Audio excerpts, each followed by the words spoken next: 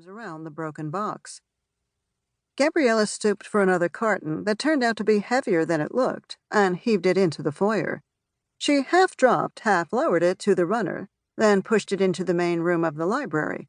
Sweaty from exertion, she lifted her shoulder-length dark curly hair with one hand and fanned the back of her neck with the other. Turning back, Gabriella groaned at what had to be 36 more boxes and bags still in the pile. After finally clearing the front steps, Gabriella and Mike began carting the donations to the gloomy and poorly lit lower level, dubbed the dungeon. With the elevator out of order for the past 2 days, they took the stairs. Gabriella's descent became increasingly tortuous until she dropped her burden at the doorway to the workroom in the basement. Opening the box's flaps, she stared down at a double row of old encyclopedias, out of date and completely worthless, like giving sand to a beach. What would her former colleagues at the New York Public Library think if they could see her now? Gabriella groused to herself. She thought back to her days as assistant director of archives and manuscripts, when she had authenticated and cataloged valuable, sometimes priceless, documents and artifacts. She'd handled Ralph Waldo Emerson's letters, and once a scrap of Emily Dickinson's poetry, written in pencil on an envelope flap.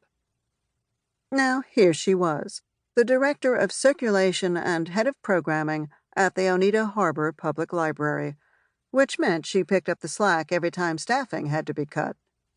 If she had a nameplate on her desk, it would read, Gabriella Dominici. I do everything that needs to get done, especially what no one else wants to do. A low rumbling sigh relaxed into a soft hiss. Resentment, she'd learned long ago, might be familiar, but it could never be her friend. Mike set a box down on the workroom floor with a loud clatter. Inside, Gabriella saw a jumble of switches, electrical outlets, and hardware she couldn't identify. He picked up a large metal square with a hole in the center, which looked to Gabriella like some part of a light fixture, then tossed it back into the box. Everybody's got the same junk in their basements and garages, Mike said, but they think they're getting a bargain, so they'll buy more. He dug deeper into the box and pulled out some kind of socket. But I might be able to use this in the children's room. You know, the light that keeps blinking.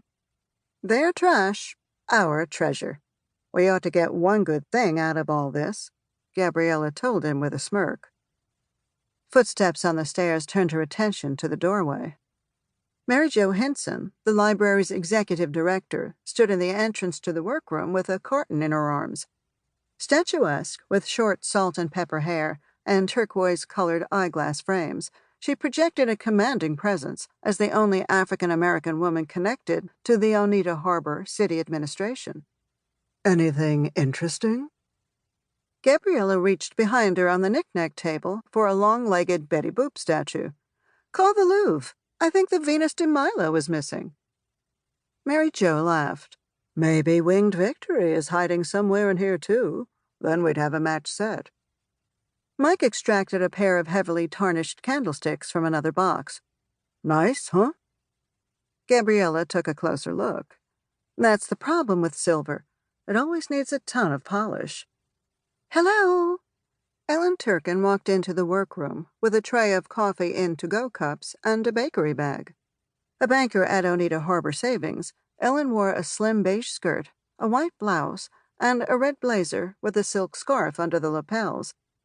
Thought I'd stop by to see how it's going, and bring some goodies. Gabriella accepted a coffee with milk, no sugar, and took an appreciative sip. Ellen looked around. It's sort of like Christmas. All these boxes to open. You're welcome to help. Just don't get yourself filthy. Gabriella slid open a small carton that bore a scuff mark. Inside sat a yellowed pillow embroidered with daisies and the saying, East-West, home is best. Holding the pillow by a corner, she recalled a North Country Library Association bulletin urging circulation departments to be on the lookout for bedbug infestations in books. Below the pillow coiled a faded beige towel, or maybe, Gabriella thought with a wince, a badly discolored white one. You think it's going to bite you?